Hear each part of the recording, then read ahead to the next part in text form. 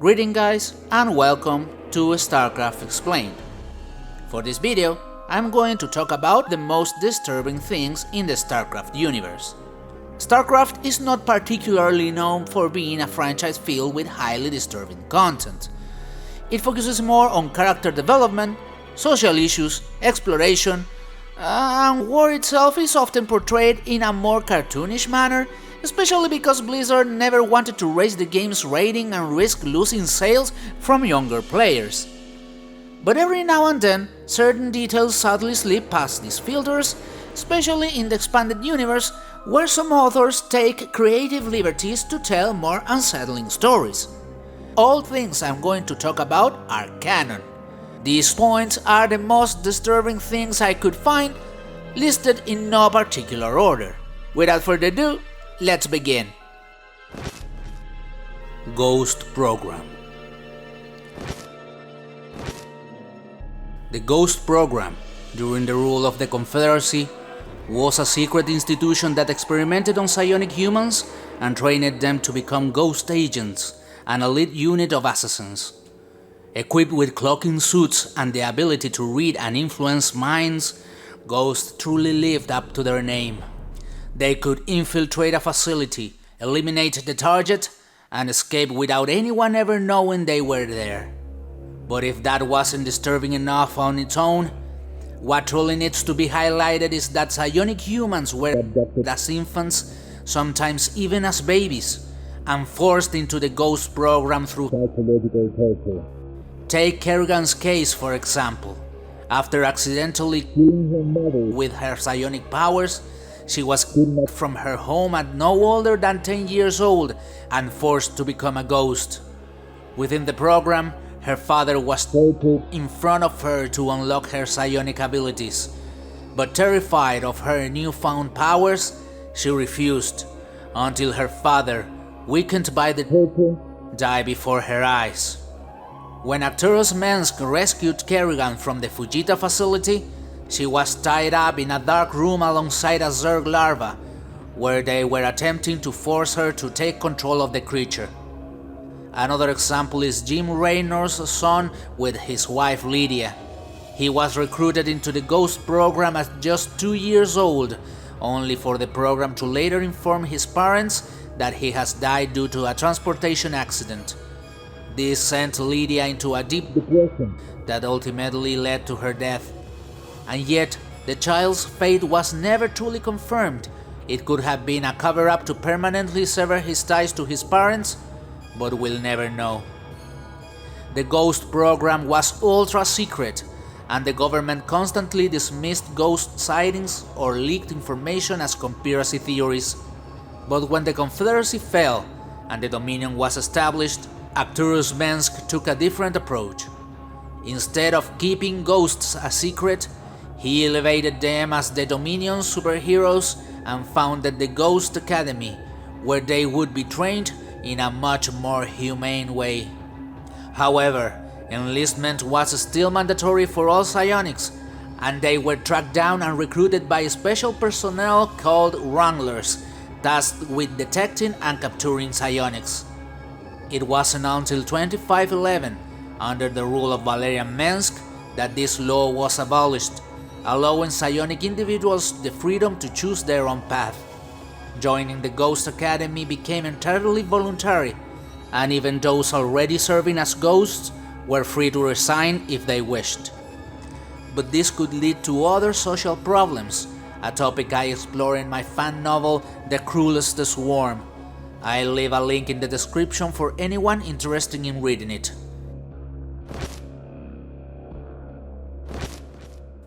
Ulrezaj. Minor spoilers for Enslavers 2 and the Dark Templar Saga trilogy. Ulrezaj was a Nerazim, a librarian of Ulrezaj, the repository of knowledge and records for the Dark Templars. He was a Nerazim supremacist who despised the Khalai with all his being for exiling his ancestors from Aiur. Seeking more power and revenge against the Khalai, he accessed the forbidden section of Ulrezaj without authorization and studied the creation of dark archons. He learned knowledge that was completely forbidden by Nerazim society, including how to sustain an Archon indefinitely, and then put his plan into action by merging with 3 of his Nerazim followers. As we all know, Archons are destined to die from the moment they merge, as they are essentially a contained explosion. Archons can last for hours or days before their energy dissipates and they vanish. However, Ulrezaj was so determined that his consciousness survived the fusion, erasing the minds of his 3 followers. By merging 4 Dark Templars at once, he ensured a long lifespan for his Archon form. But this wasn't enough. Since he would eventually dissipate as well, during his travels, he merged with 3 more Dark Templars, becoming an Archon composed of 7 Dark Templars simultaneously. Even that wasn't enough. He discovered abandoned xel'naga technology on Aiur that allowed him to extract the life force of others and integrate it into his Archon form. To do this, he sought out abandoned Khalai survivors on Aiur and made them addicted to Sundrop, a powerful drug. This gave him a stockpile of victims whom he systematically killed to steal their life energy and extend his Archon form. Eventually, he became a colossal Archon, one that no one could stop.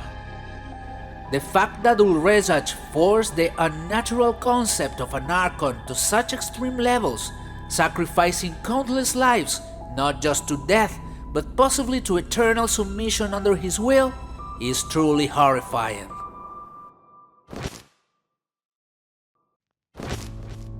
Nova in Tarsonis.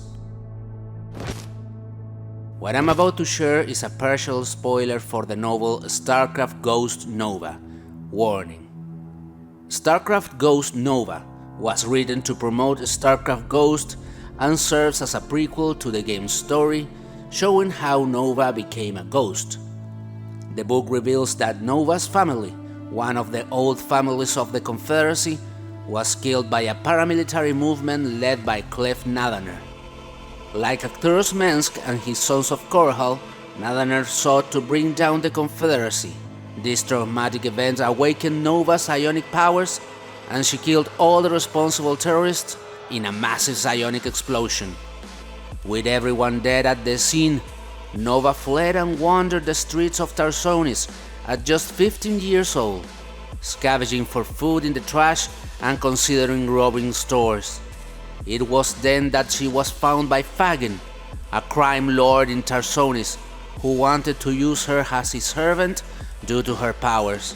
She refused, and he threw her back onto the streets, only to send one of his best assassins after her. When facing this assassin, Nova was able to read his mind and saw vivid fantasies of how he planned to kill her, including crushing her throat, ripping out her limbs, and using them to beat her to death. Though she easily killed him by frying his brain, the gruesome images of her own brutal death left her deeply shaken. Ultimately, Nova gave in and became Fagin's subordinate after he began murdering children in front of her, continuing until she finally submitted to his will. Resocialization. As we all know, many of the Marines from both the Confederacy and the Terran Dominion are convicts.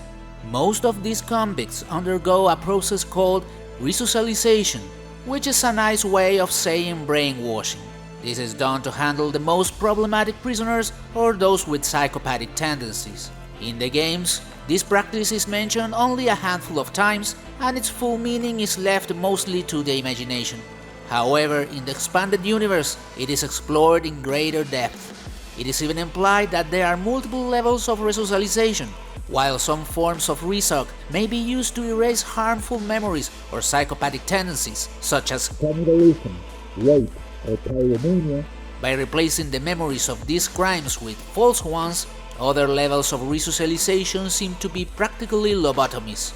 The result is soldiers who will obey any order without question, even if it means jumping off a cliff. I've always thought that resocialization was introduced into the lore to explain why Marines follow every command you give them, even if you send a single one to fight an Ultralisk by his own. The resocialization process is referenced in several short stories and novels, but there is one in particular, Speed of Darkness, where the process is actually described. In fact, the entire novel revolves around the concept of resocialization, and wow, it's something you would never encounter in the games, not even in StarCraft 1 with all its gore. The creepiest part of the novel is that it starts by recounting the past of Ardo, the protagonist, and when he undergoes resocialization, it turns out it wasn't the first time. I won't give away any spoilers, but the book mainly focuses on Ardo's internal struggle to figure out which part of his life were real and which were fabricated by resocialization. The descriptions of the process are quite disturbing, but I let you read the book for yourself. Link in the description.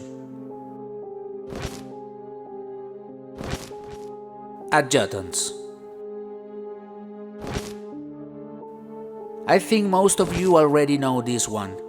Apparently, the Adjutants and Science Vessel Commanders in StarCraft 1 are cyborgs, meaning there's a human organic body as a base with robotic extensions. The creepy part about this is that we are never shown what exists beyond the Adjutant's head. It is just the woman's head?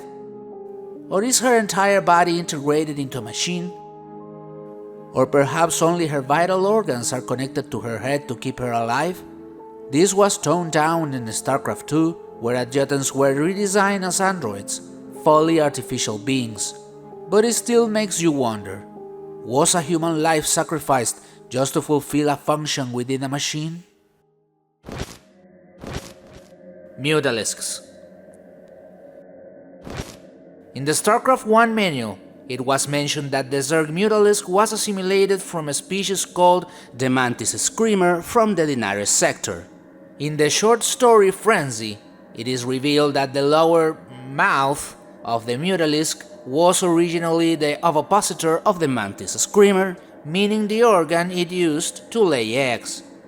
In the short story Carrier, it is stated that the glaive worm parasites launched by the Mutalisks use the Zerg uterus to gestate. Finally, on the StarCraft 2 website, where for years there was a section detailing the lore of all units, it was explained that the glaive worm was a natural parasite that attached itself to the ovipositor of the Mantis Screamer. Abathur then integrated both organisms into the swarm. We know that all Zerg, except from the hatchery, are infertile, meaning that they are incapable of reproduction. So, the fact that the Mutalisk retained a uterus and ovipositor is solely because these structures remain in its genetic framework to serve as weapons. In conclusion, the swarm evolved the vaginal parasite that infected the Dinaris mantis and integrated it into the Mutalisk as its primary weapon. And to make it work, they left its reproductive system intact within the Mutalisk structure. So next time you see Mutalisks attacking your base, now you know, they are shooting parasites at you through their vagina. Atticus Carpenter. Spoilers for the StarCraft Insurrection campaigns ahead. StarCraft Insurrection is a side campaign for StarCraft developed in 1998 by Aztec New Media. Despite being an independent campaign not developed by Blizzard, it was integrated into the official StarCraft canon. The events take place alongside Episode 1 of the game before the fall of the Confederacy. In this campaign, we meet Atticus Carpenter, a ghost operative stationed on the Confederate world of Brontes IV. When his psionic dampeners fail, he kills his superior officer and escapes. On this planet, Carpenter formed a rebel group known as the Fist of Redemption, essentially a cult that believes that the Zerg are humanity's saviors. Carpenter fights against the Confederacy militia on Brontes IV. However, his path crosses with the incubus brood of the Zerg swarm. Auza, the Cerebrate leading this brood, seeks to assimilate Carpenter due to his immense psionic power. The campaign never specifies whether Ulrezaj intended to infest Carpenter or simply merge with him, but the outcome seems to be the latter. Carpenter's body is absorbed into Ulrezaj's cerebrate body. And this is where things get truly disturbing. Carpenter's psionic power is so overwhelming that during the fusion, he completely erases Ulrezaj's consciousness. As a result, Carpenter's mind takes over the cerebrate's body, allowing him to control the entire Incubus brood. The process itself is bizarre, to say at least. Nowhere else in StarCraft lore do we see anything like it, nor is it ever explained how this was even possible. Carpenter's consciousness must have spread through the cerebrate's neural network like a virus, assuming cerebrates even have something akin to neurons. But the real question is, did Carpenter know this would happen? Did he tempt Ulrezaj into merging with him because it was his plan all along? In the end, the Overmind senses this new and foreign consciousness within its symbiotic network and orders another brood to exterminate Carpenter and the entire Incubus brood. But one mystery remains. Just how powerful was Atticus Carpenter? And how much did he truly know about the universe?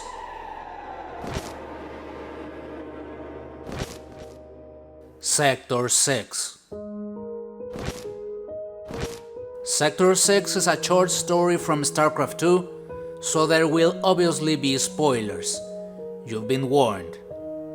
In Sector 6, there isn't a single moment that stands out as particularly disturbing, because the entire story is. Sector 6 can easily be classified within the horror genre, as it tells the chilling tale of how a Protoss-Zerg hybrid created in a Moebius facility slowly takes control of the minds of the soldiers and personnel stationed there. The story unfolds through the perspective of the Brood Squad, a group of soldiers assigned as security personnel in Sector 6 of Moebius' Ravenscar's space station, a location we would later see in Legacy of the Void. The protagonists witness firsthand how the hybrid's psionic influence spreads, even while it remains confined, gradually driving every human in the facility insane before ultimately turning them into its minions. I won't spoil the ending so you can experience this story for yourselves, but Sector 6 is particularly significant because it reveals a crucial detail in StarCraft 2's lore. The Moebius Foundation was never aware of Amon's ultimate plan. They developed hybrids under the belief that they would be their masters, never realizing that the result would be the other way around. Link to the story in the description. Ezekiel Daun. This section contains spoilers for the novels Heaven's Devils and Devil's Due. If you have read both, just hearing this name will tell you exactly what I'm talking about. For those who haven't, let's start from the beginning. As everyone knows, in Wings of Liberty, Raynor mentions that he and Tychus served in the same platoon during the Guild Wars, a unit called the Heaven's Devils, made up of many soldiers. At the end of the events of the novel Heaven's Devils, some members of the platoon die, but others survive and go on the run, becoming renegades and taking separate paths. By the time of Devil's Due, the former superior of the Heaven's Devils, who had previously failed to eliminate them, sends a new assassin to finish the job. This assassin is Ezekiel Daun. Daun has a very particular way of working. He didn't just see assassination as a job, but he was an extremely sadistic man who took great pleasure in killing. In Tychus' own words, quoting from Devil's Due, "He don't just kill, he drags us out, likes to torture his victims in every way possible before he kills them. He knows just where and how to hurt. There was one man I heard tell of. Daun didn't have a deadline on the bounty, so he took his time, got the man and his wife. Weren't no bounty on her, but Daun got her to just play with. Laid the skin off her first, right in front of the poor son of a bitch, then did the same on him. Some versions of the story say he brought a few kilos of salt with him and tried to... Okay, Jim snapped. Enough. Atticus grinned, but it was a sham. Raynor and Atticus were the last surviving members of the platoon on Daun's hit list. He lured them into a space station under the presence of a job, only to trap them inside. Once they were locked in, he projected 3 holograms, recordings of their comrades' murder. Daun has filmed their final moments as they begged for their lives, purely for his own amusement and to show the remaining Heaven's Devils upon capturing them. Though Raynor and Atticus only saw one of the holograms, they could hear the agonized screams of the other 2 victims through the walls.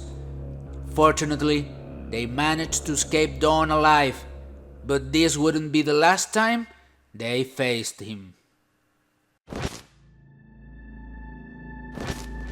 A voice in the darkness. Just like the previous point, this creature is a total spoiler for the story of the same name featured in Volume 4 of StarCraft Frontline. Often mistaken for the Dark Voice, which was Amon's original name, the Voice in the Darkness is an entirely different creature. The Voice in the Darkness is an incorporeal being of unknown origin. Its visual appearance might resemble a shadow that can sometimes take on a semi-liquid form, and it has the ability to possess and mentally control multiple individuals, both Terran and Protoss. The xel'naga, valuing life, took pity on this creature, but due to its highly destructive nature, they decided to contain it within one of their temples. Unfortunately, this temple was discovered by the Terrans sometime in 2503, and the creature tempted the chief scientist into setting it free. The Voice in the Darkness escaped from the temple, taking control of both the Terran who has released it and the Protoss who attempt to contain it. Now, it roams freely across the galaxy. It is unknown whether Blizzard will ever revisit the Voice in the Darkness, but it remains a loose end in the lore and could return at any moment.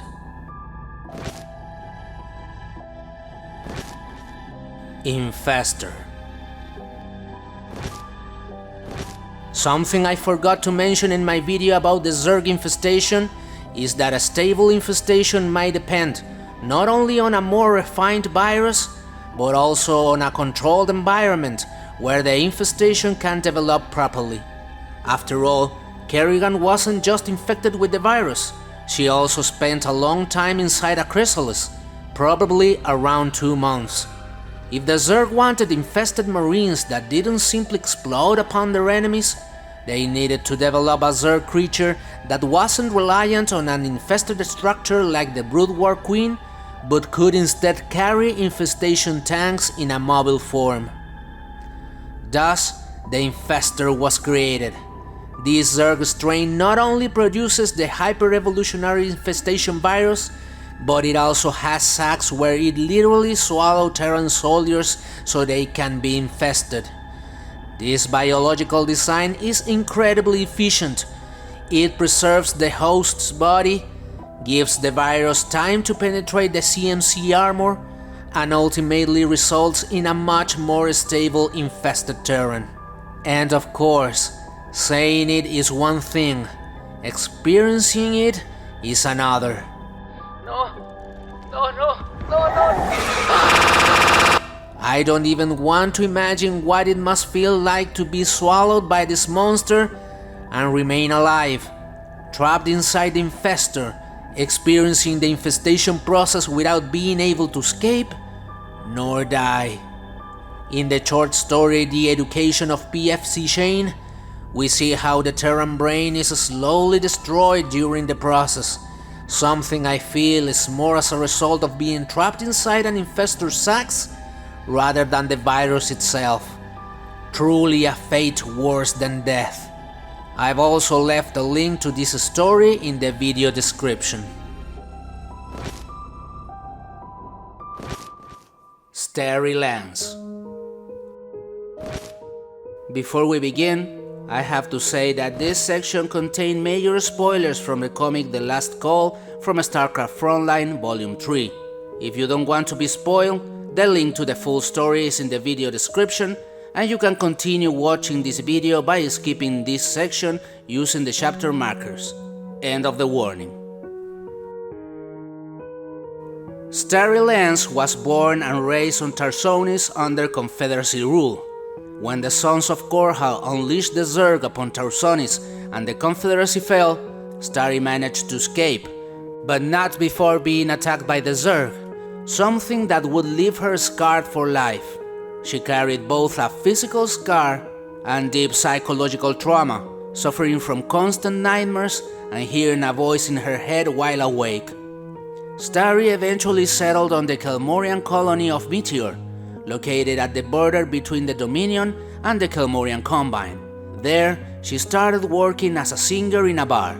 The voice in her head persuaded her to get involved in a deal between her Dominion Colonel boyfriend and a Kelmorian agent, a deal involving a xel'naga artifact. But just as the exchange was about to happen, the Zerg arrived, killing both men and taking the artifact for themselves. This is where the most disturbing part of the story unfolds. Starry comes face to face with a Zerg queen, and at that moment, a Zerg parasite emerges from the scar on Starry's face, following the queen's command.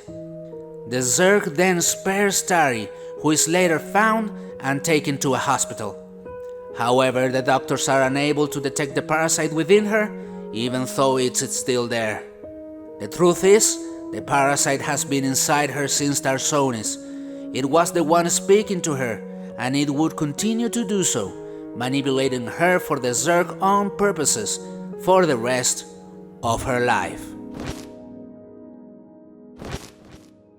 Cole Bennet. Major spoilers for StarCraft Ghost Spectres.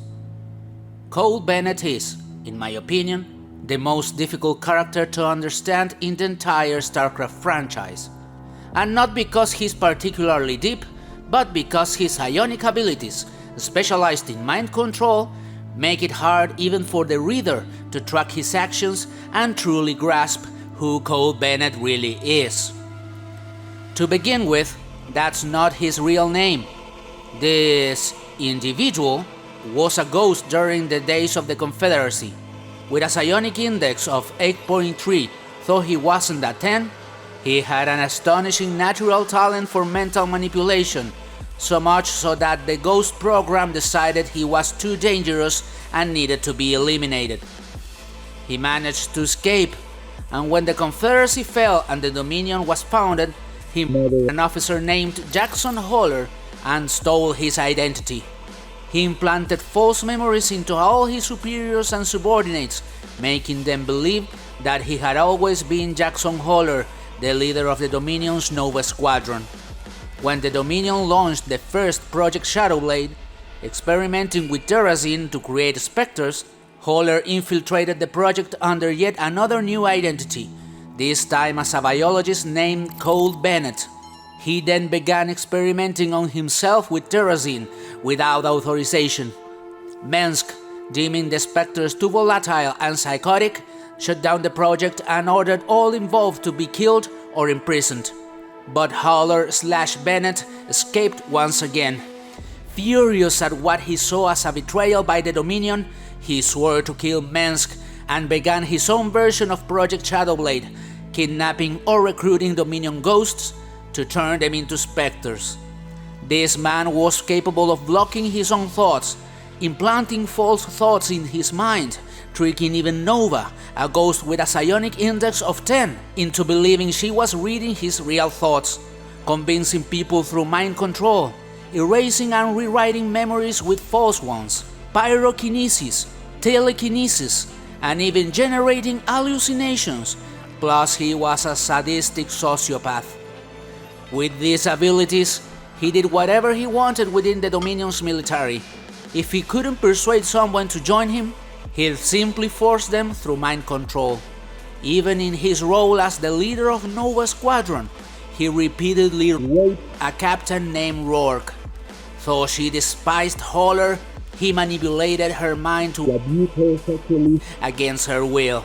Fortunately, Holler/Bennet was killed by Gabriel Tosh, but had he continued to be alive, we would still have one of the most dangerous antagonists in the StarCraft universe on the loose, with a brand new identity, and no one would ever know.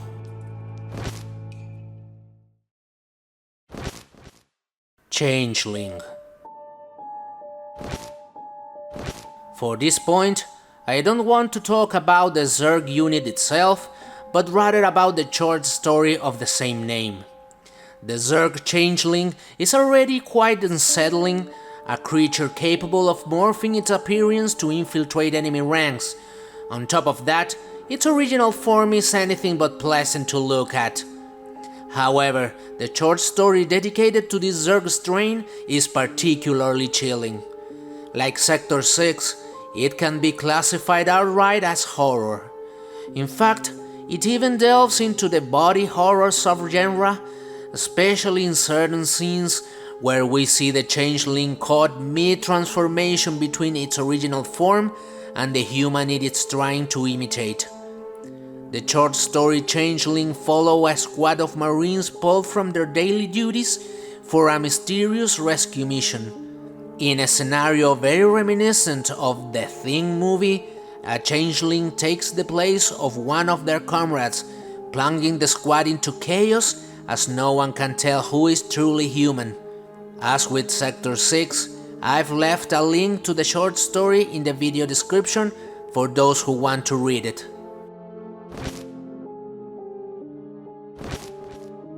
Project Gestalt. This is a total spoiler for the story Do No Harm from the third volume of StarCraft Frontline. Warning. Project Gestalt was an experiment aimed at creating Terran-Protoss hybrids. Unlike the Protoss-Zerg hybrids, which were designed at genetic level and conceived from an embryo, this project sought to merge Terran and Protoss through implanted Protoss tissue and organs into a human candidate. The subject was also equipped with a hostile environment suit, similar to those used by Ghosts, but that's specifically designed for him. If it wasn't already unsettling enough that this individual has grafted Protoss tissues, he actually carried biological samples from multiple individuals. The project began by capturing foreign ex-Protoss, that is, members of the Kali caste, such as scientists and engineers who lacked significant psionic power. As a result, the first test subject, Gestalt 0, was not particularly powerful at first. However, the project continued capturing additional Protoss subjects, a task that was far from easy, until they managed to capture Muad'Dib, a High Templar. He was vivisected while still alive, his nerve cords were severed, and multiple tissue samples were extracted. These were then surgically implanted into Gestalt 0, significantly enhancing his psionic power. The fact that living Protoss were dissected for this project, coupled with the fact that Gestalt 0 was subjected to this Frankenstein-like surgery against his will, make this one of the darkest stories in the StarCraft universe. PAX. I've briefly touched on this topic before in my video about Zerg infestation, but now I'll go into more detail. The Protoss Advanced Experimental Facility, or PAX, is an isolated Protoss laboratory located on a distant planet connected only via Stargate. This complex was used for experiments that were morally rejected by most proto-scientists and the general population, which is why the Conclave keep it top secret. 2 of the experiments conducted at this facility are shown in the comic Creep from StarCraft Frontline Volume 2. In the first experiment, one of the facility's own scientists was mutated in an attempt to accelerate his genetic evolution, which resulted in his body being vaporized. And while this scientist voluntarily experimented on himself, the rest of the proto-society would have strongly condemned such an act. In the second experiment, researchers attempted to mutate Zerg Creep to make it self-destruct, hoping to use it as a weapon against the Zerg. However, the Creep instead became even more powerful, causing hallucinations among the scientists and even infesting a security zealot. The most disturbing part? This story takes place around 2502, meaning that while the PIX was originally created during the Conclave's rule, by this point its operations were being approved by Artanis. Now, Artanis became hierarch of the Daelan the same year, and the exact timeline and order of these events isn't clear. So we could assume that once Artanis learned about the PIX, he immediately shut it down. Right?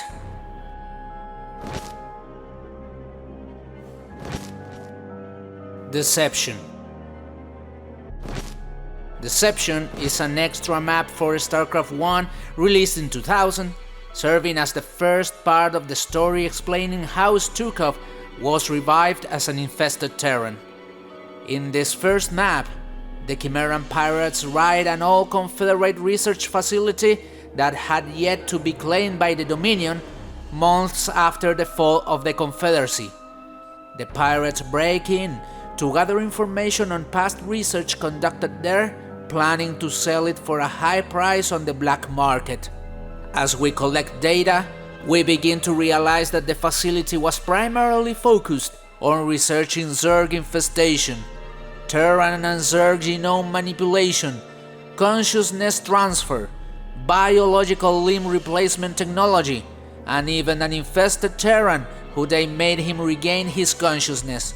Later, the map shows us that the facility was being used by infested Stukov, either to reverse his infestation or to stabilize it. One of the files we managed to steal, and the reason this map is on this list of disturbing events, concerns the offspring of infested humans. In other words, they forced infested women to give birth so they could study the newborns. I honestly don't know which possibility is more unsettling, that they infested pregnant women or that they impregnated already infested ones. I think this is by far the most inhuman experiment that could be conducted on a person in the StarCraft universe, and I'm not particularly eager to speculate on the results.